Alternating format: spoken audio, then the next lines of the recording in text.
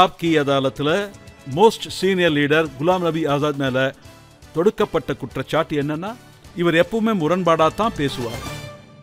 Azad sir, உங்கள் புத்தகத்தை நான் படித்தேன்.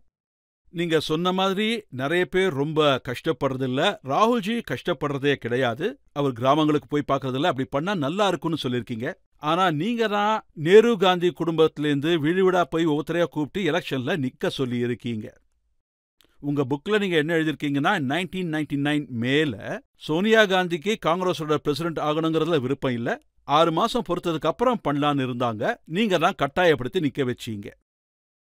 ஒவ்வொரு சந்தர்ப்பங்கள்லையும் யாராச்சும் நமக்கு ஒருவர் உதவுவாங்க. அதோட எல்லா மனுஷங்களும் எல்லா நேரங்கள்லையும் உபயோகப்பட மாட்டாங்க. இதுல உண்மை என்னன்னா, இவங்க சோனியா காந்தி பாலிடிக்ஸ்ல வர்றதுக்கு முன்னாடி, அதாவது ராகுல் காந்தி ராஜீவ் காந்தி வர்றதுக்கு முன்னாடி இந்திரா காந்தியும் நாங்களும் நிறைய டிஸ்கஸ் பண்ணுவோம். இவங்கள அரசியலுக்கு கொண்டு வரணும்னு பேசிப்போம்.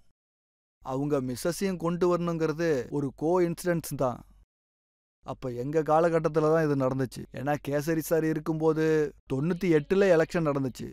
அப்போ கேசரிஜிக்கு கேம்பெயின் பண்ண தெரியாது. நீங்களே கேம்பெயின் பண்ணுங்கன்னு சொன்னேன். உங்களுக்கு தெரியாது. நீங்க அவங்கள கேம்பெயினே பண்ண விடலன்னு நான் கேள்விப்பட்டேன். இல்ல அப்படிலாம் இல்ல. அந்த எலெக்ஷன்ல சோனியா ஜீவை நீங்க ப்ரொஜெக்ட் பண்ணீங்க. அவங்க கேம்பெயின் கமிட்டியோட சேர்மனா இருந்தாங்க. நான் கன்வீனியரா இருந்தேன். அவரு சேர்மேனாவும் இருந்தாரு, பிரசிடென்டாவும் இருந்தாரு. ஆனா அவருக்கு ஸ்பீக்கராவும் அவரோட வேலையை சரியா செய்யல. எங்கேயும் பெருசா சுத்த மாட்டாரு. ரொம்ப வயசும் ஆயிடுச்சு. ஸோ அப்போ அவர்கிட்ட என்ன சொன்னேன்னா, சார் சோனியா காந்தியை வச்சு கேம்பெயின் பண்ணுங்கன்னு சொன்னேன். அதில் என்ன தப்பு இருக்குன்னு கேட்டேன். அப்போ அவங்க உங்களுக்கு தெரிஞ்ச அளவுக்கு எங்களுக்கு எதுவுமே தெரியாதுன்னு சொன்னாங்க. நீங்களே பண்ணுங்கன்னு சொன்னாங்க. நானும் போன 2 நாளில் அவங்கள ஒத்துக்க வச்சேன். அவங்களும் கேம்பெயினிங் பண்ணாங்க. இன்னும் டீட்டெயிலாக தெரியணும்னா நீங்கள் புக்கில் படிச்சுக்கோங்க. சில மாதங்களுக்கு அப்புறம் நாங்கள் தோத்துட்டோம். 98ல் ரொம்ப மோசமாக தோத்துட்டோம். நாங்கள் என்ன நினச்சோன்னா, இதோட லீடர் தான் இதுக்கெல்லாம் காரணம்னு நினச்சோம். எங்களுடைய நிறையா லீடர்ஸ் பிரசிடண்ட் ஆகணும்னு நினச்சாங்க. ஸோ நான் என்ன நினச்சேன்னா, அதிகாரத்துக்காக இங்கே பெரிய போரே நடந்துருமோன்னு நினச்சேன். ஸோ இந்த போரை நிறுத்தணுங்கிறதுக்காக சோனியா காந்தியை உள்ளே கொண்டு வாங்கன்னு சொன்னேன். ஸோ அவங்கள ஒத்துக்க வைக்க 2 பேர் போனாங்க. ஆனால் அவங்க ஒத்துக்கவே இல்லை. ஏன் ஒத்துக்கலன்னு கேட்டால் 6 மாதம் டைம் கேட்குறாங்கன்னு சொல்கிறாங்க. ஸோ நான் இப்போவே முடிவெடுக்கிறேன்னு சொன்னேன். ஸோ அப்போ நான் போய் மேடம் கிட்ட கேட்டேன். மேடம், நீங்கள் அரசியலுக்கு வரணும்னு நினைக்கிறீங்களா, இல்லை 6 மாதம் எனக்கு டைம் கொடுங்கன்னு கேட்டாங்க. உங்ககிட்ட ஒரே ஒரு கேள்வி கேட்குறேன்னு நான் சொன்னேன். அதுக்கு ஒரு பதில் சொல்லுங்கன்னு சொன்னேன். நீங்கள் அரசியலுக்கு வரணும்னு நினைக்கிறீங்களா, இல்லை வரக்கூடாதுன்னு நினைக்கிறீங்களா? அவங்க என்ன சொன்னாங்கன்னா, சோனியா காந்தி ஆமாம் வரணும்னு நினைக்கிறேன்னாங்க. ஆனால் 6 மாதத்துக்கு அப்புறம்னாங்க. அப்போ நான் என்ன சொன்னேன்னா, ஐ எம் சாரி, அரசியலில் நவ் ஆர் நெவர் தான். எங்களுக்கு இன்னைக்கு பிரசிடண்ட்டுக்கான அவசியம் இருக்கு. இப்போ அந்த இடம் காலியாக இருக்கு. அந்த இடத்த நீங்கள் தான் ஃபுல் பண்ணணும். இங்கே சண்டை நடந்துக்கிட்டு இருக்கு. இன்னைக்கு நாங்கள் பிரசிடண்ட்டை தேர்ந்தெடுக்கணும். பிரசிடென்ட் இல்லாமல் நாங்கள் 6 மாதம் இருக்க முடியாதுன்னு சொன்னேன். ஒன்று இன்னைக்கு நீங்கள் பிரசிடென்ட் ஆகணும், இல்லைன்னா எப்போவுமே ஆக முடியாதுன்னு சொன்னேன். அப்போ மிஸ்ஸஸ் காந்தி சரி ஓகே நான் வரேன்னு சொல்லிட்டாங்க. ஸோ அப்புறம் ஆயிட்டாங்க. ஸோ அப்போ இமிடியேட்டா அது நடந்துச்சு. நான் அதை நினைச்சு கவலையெல்லாம் படல. சோனியாஜியை பிரசிடென்ட் ஆக்கிறதுக்காக நீங்க சீதாராம் கேசரிய ஒரு ரூம்ல அடைச்சி வச்சுட்டீங்களாமே? இல்ல அப்படிலாம் இல்ல. இல்ல அதெல்லாம் இல்ல. அது எல்லாமே பொய்க்கதை. அதெல்லாம் சுத்த நான்சென்ஸ். அதெல்லாம் நம்பாதீங்க.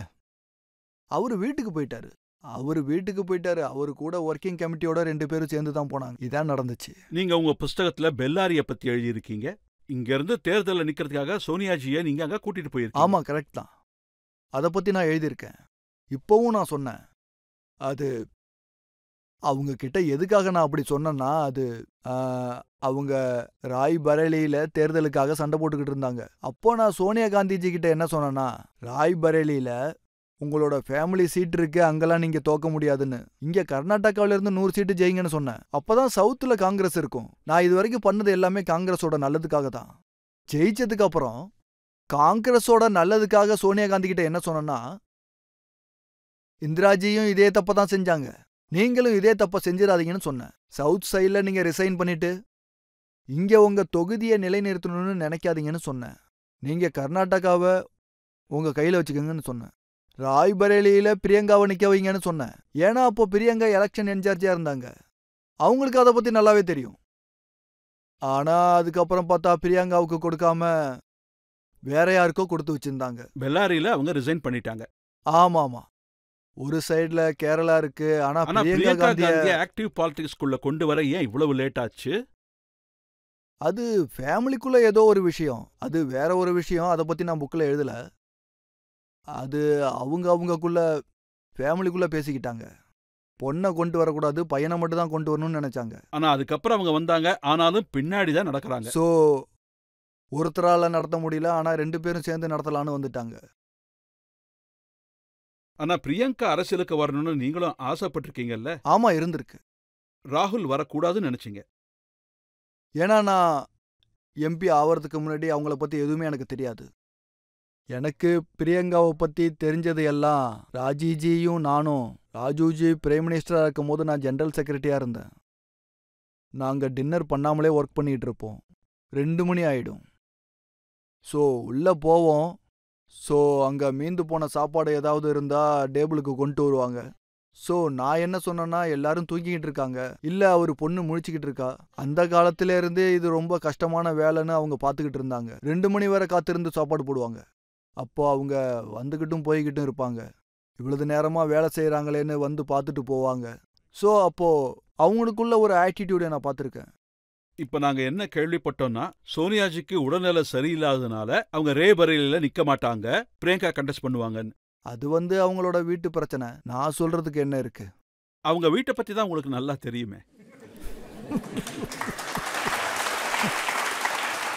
சார், நாம பொலிட்டிக்கலை பத்தி மட்டும் பேசுவோம், வீட்டை பத்தி பேச வேண்டாம். நான் எப்பவுமே வீட்டை பத்தி பேசவே மாட்டேன். அவங்க வீட்டுல இன்னொருத்தர் ராபர்ட் வாத்ரா. இல்ல, நான் அவரை பத்தி பேச மாட்டேன். இல்ல, அவர் என்ன சொல்லியிருக்காருன்னா, நான் அரசியல வரணும்னு நினைக்கிறேன். வரட்டும். இங்க எல்லாரும் நான் பப்ளிக் சர்வீஸ் நிறைய பண்ணியிருக்கேன், நான் அரசியலுக்கு வந்தா நல்லா பெர்ஃபார்ம் பண்ணுவேன்னு சொல்லியிருக்காரு. இப்ப அரசியல்ல லட்சக்கணக்கான பேர் இருக்காங்க. லட்சக்கணக்கான பேர். எலெக்டட்லயே நம்ம பஞ்சாயத்து ராஜ்லயே எத்தனை லட்சக்கணக்கான பேர் இருக்காங்க? 10 லட்சம் 30 லட்சம் பேர் இருக்காங்க. அதுல 10 லட்சம் லேடிஸ் தான். Block level, district level, state level லட்சக்கணக்கான பேர் இருக்காங்க. அவங்களும் பொலிட்டீஷியன் தான். குடும்பத்தாளுங்க வரும்போது கடமைகளை பார்த்து பண்ணுவாங்கல்ல, உங்களால காங்கிரஸ் பார்ட்டியை பார்த்துக்க முடியாதா? முதல்ல இருக்கிற வரைக்கும் பார்த்துக்கட்டும். உங்களுக்கு தெரிஞ்ச வரைக்கும் பார்ட்டியை யாரால காப்பாற்ற முடியும், யாரால லீட் பண்ண முடியும்னு சொல்லுங்க.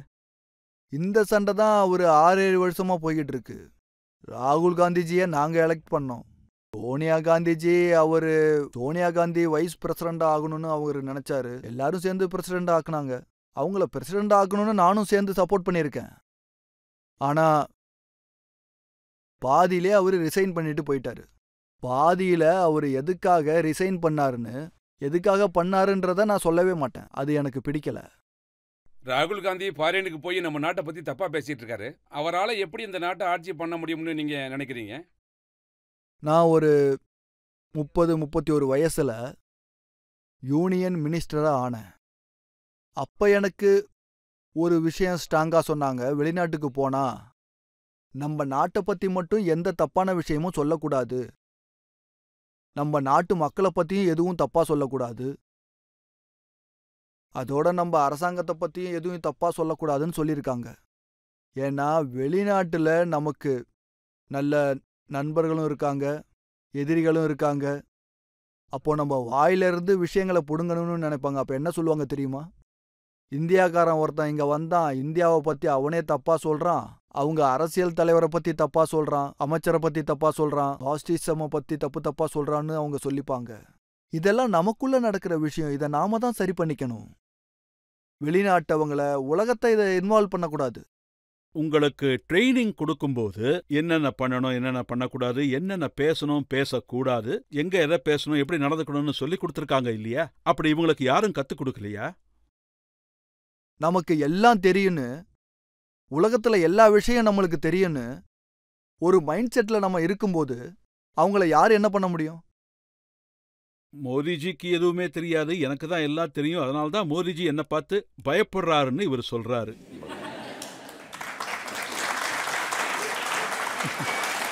இது யார் யாரை பார்த்து பயப்படுறாங்கன்னு அவங்க 2 பேருக்கு தான் தெரியும்.